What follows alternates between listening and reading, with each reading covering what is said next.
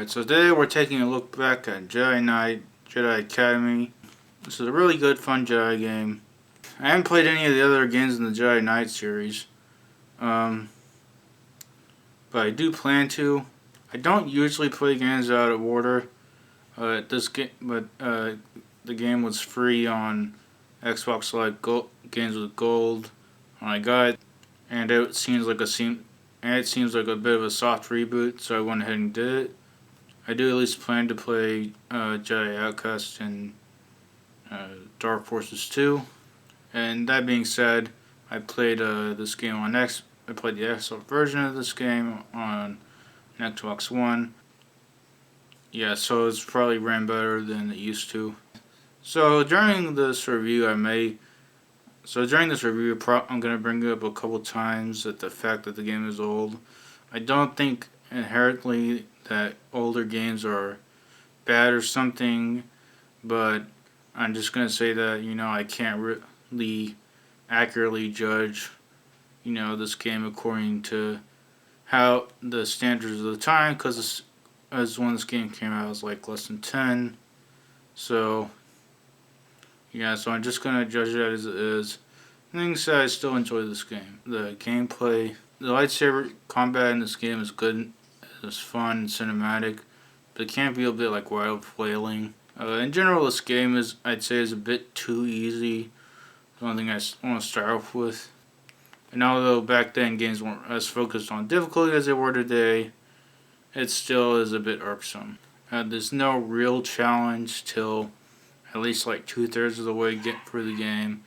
And still then it's mostly fine, except for a couple like randomly harder enemies in the last level that are actually somewhat a bit unfairly hard. Enemies with just blasters in this game serve mostly no threat and fill most of the first 2/3 of this game. And so that's a lot of the problem. Mostly the game's still fun regardless. Going back to combat, there's a lot of fun but like sort of hidden features with this game, like rolling or wall running. But it's a bit unfortunate that they're not actually required to complete the game. They're not really implemented. They're not really made necessary in the gameplay. It's nice that the gunplay is good, even though it's not this game's focus. Could imagine that'd be a fun, different run through, like doing just guns or something. Well, I guess you can't really do that at the end because it's mostly lightsaber guys. I guess some people probably figure out ways around that. It's just which is a good side effect of its shooter origins from Dark Forces.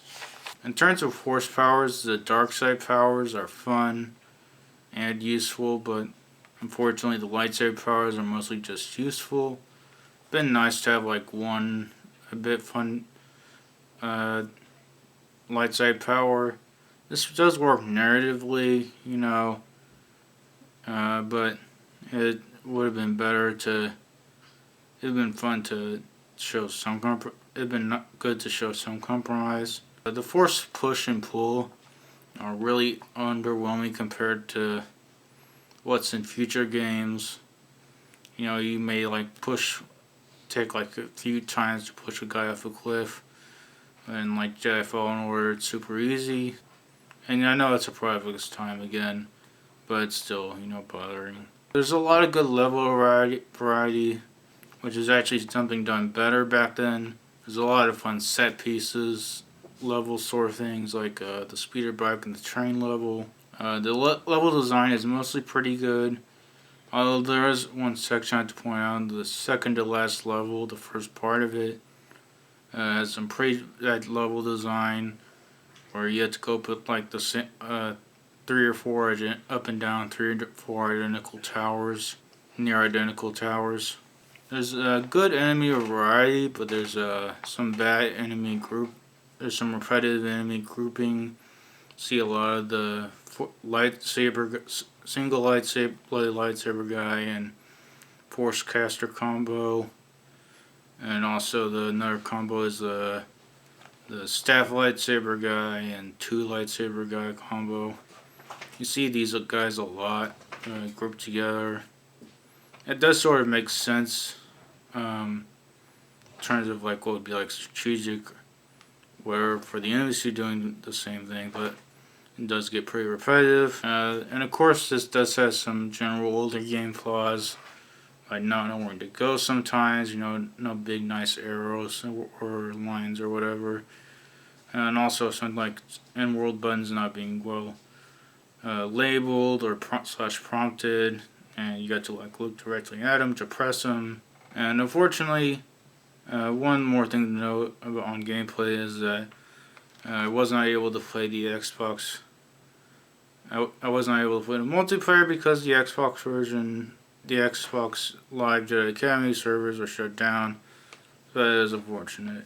The story is decent, but not very involved. But I say this is actually fine for this game and the style of game it's going for. And on sort of a side note, it is fun to see like older expanded universe stuff. And there's also some fun concepts like seeing Sith with no lightsabers, just using force casting, or even sometimes just using blasters. The aesthetics are good classic Star Wars aesthetics. There's a lot of good and environment variety. Overall, this game's pretty good. I'm giving it an 8.72.